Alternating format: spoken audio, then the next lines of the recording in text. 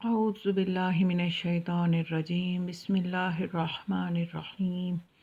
اللہم صلی علی فاطمہ و ابیہا و بعلیہا و بنیہا وسر المستودع فیہا بعدد ما احاط بہ علمک۔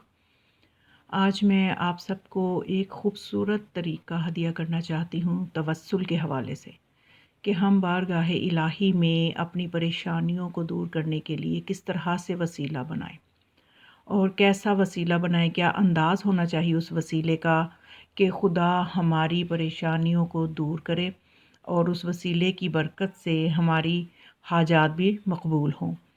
تو یہ ایک بہت ہی، میں آپ کو پہلے بتا دوں کہ یہ جو وسیلہ خدا کی بارگاہ میں ہم نے بنانا ہے، یہ ایک آڈیو ہے جو کہ چل رہی تھی، وائرل ہوئی تھی،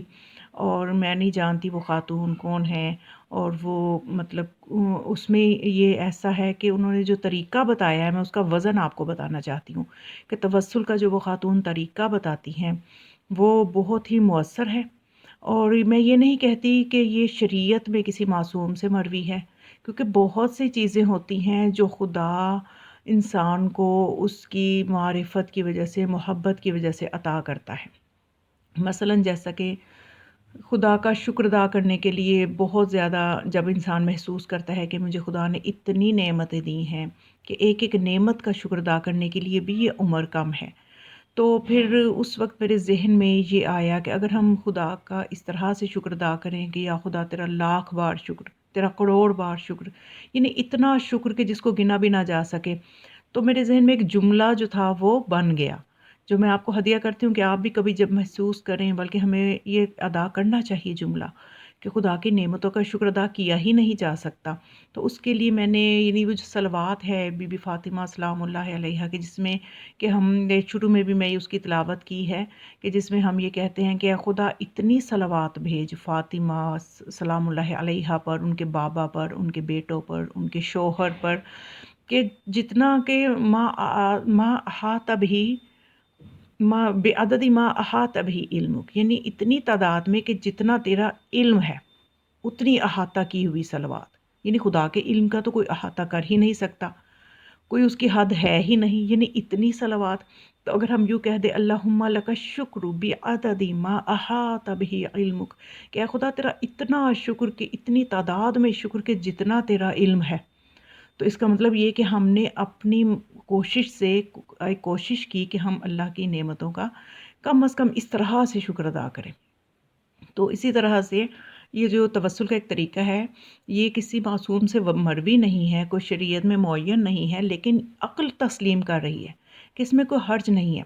حال البتہ اگر ہم کوئی چیز ایجاد کریں اور اس کو شریعت کا نام دے کہ اس کی تعداد معین کر کے بات کریں کہ ایسے ہی کہنا ہے، اتنی دفعہ ہی کہنا ہے، اور شریعت میں ایسے ہے، تو وہ غلط ہے۔ ایسا ہرگز نہیں کرنا چاہیے، کوئی وظیفہ ایجاد نہیں کرنا چاہیے، کوئی چیز ایجاد نہیں کرنی چاہیے۔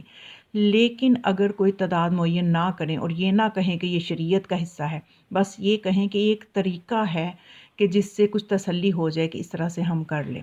اور اس کے رزلٹ بہت اچھے آئے، یعنی جب اس طریقے سے توسل کیا گیا تو پریشانیاں دور ہوئی۔ وہ اس طرح سے کہ طریقہ جو ہے وہ یہ ہے کہ آپ نے قرآن پاک جو ہے اس کو ہاتھ میں لیں، اس کو کھولیں، جون سا بھی صفحہ سامنے آئے اس میں سے اس کو آپ تلاوت کریں، اس میں سے 10 آیتیں کر لیں، پورا صفحہ کر لیں، یا آپ کی محبت ہے کہ قرآن سے جتنا بھی آپ کا دل کرے اس صفحے میں سے تلاوت کر کے پھر اس قرآن کو بند کر کے خدا کی بارگاہ میں اس طرح سے دعا کریں کہ اے خدا میں اس قرآن کو وسیلہ بنا کے دعا کرتا ہوں یا کرتی ہوں، اور وارث قرآن کو بھی وسیلہ بناتی ہوں کہ میری فلاں حاجت پوری کر دے، اور جب تو میری حاجت پوری کر دے گا تو پھر منت مان لے کہ میں 100 آیتیں پڑھوں گی قرآن کی، یا میں 10 آیتیں یا 30 آیتیں، جتنا بھی آپ چاہیں۔ یعنی اس طرح سے دیکھیں، ایک ایسی منت ہے کہ جو فضول قسم کی جو منتیں مانی جاتی ہیں کہ جس میں ہم خدا، رسول اور قرآن سے دور ہوتے ہیں، ایسی ایسی منتیں ایجاد ہو گئی ہیں، تو کیوں نہ ایسی منت مانی جائے کہ جس کے بہانے قرآن بھی پڑھا جائے گا۔ تو جب اس طرح سے، اور قرآن اور اہل البیت ساتھ ساتھ ہیں، رسول فرما گئے ہیں کہ میں تمہارے درمیان انی تارکن فیکم مستقلین کتاب اللہ و عطرتی اہل البیتی ما ان تمسکتم لن تضلوا بعدی ولن یفترقا حتی یرد الی الحوض،